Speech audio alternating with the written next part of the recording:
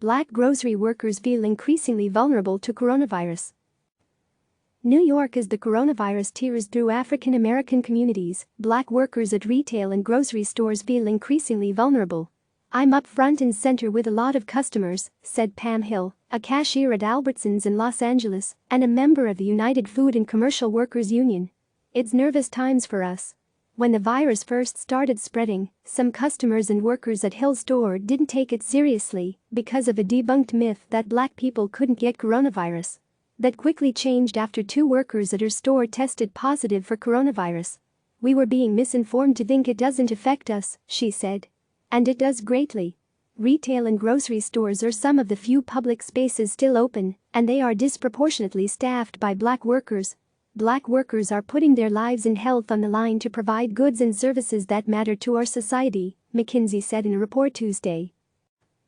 Black workers make up 11.9% of the American workforce, according to the Center for Economic Policy Research, a left-leaning think tank. But they make up a higher share of essential workers on the front lines during the pandemic. In the grocery, drug and convenience store industries, 14.2% of workers are Black. In the trucking, warehouse and postal service industry, 18.2% of workers Black. Black workers also make up a higher portion of the workforce at some big chains like Walmart and Amazon. At Amazon, AMZN, 26.5% of workers are Black. In 2018, at Walmart, WMT, the largest private employer in the United States, 21% of workers were Black. Blacks and Latinos are disproportionately in low-wage jobs. And amongst those are retail, said Stephen Pitts, Associate Chair of the Center for Labor Research and Education at the University of California, Berkeley. To the extent that you want workers to shelter in place, the capacity to shelter in place is racially shaped. Around 29% of white workers are able to work at home, according to the Economic Policy Institute. But less than 1 in 5 Black workers and roughly 1 in 6 Hispanic workers are able to work from home. Disproportionate toll on Black Americans. The federal government has not tracked coronavirus by demographic groups, but racial disparities have been evident in early data on coronavirus deaths from Louisiana, Illinois, New York, Michigan and New Jersey. In Chicago, 72% of the city's deaths have been among Blacks, who make up just 30% of the city's population. In Michigan, Black Americans represent 41% of deaths, despite making up 14% of the state population.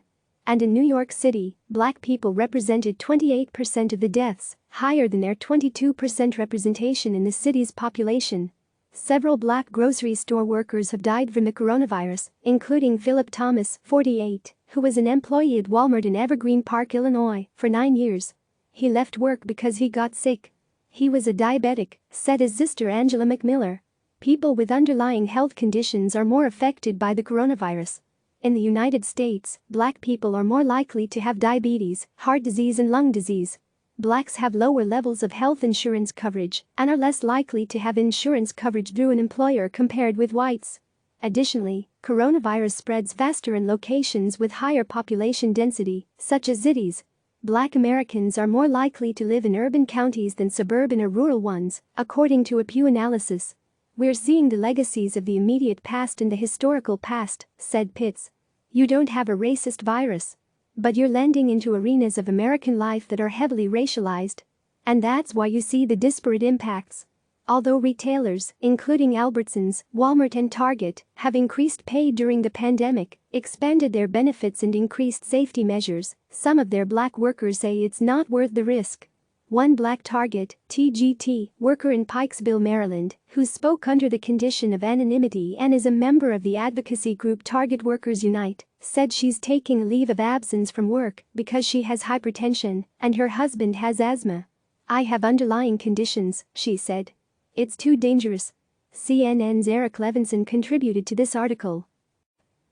Click subscribe to receive the latest news.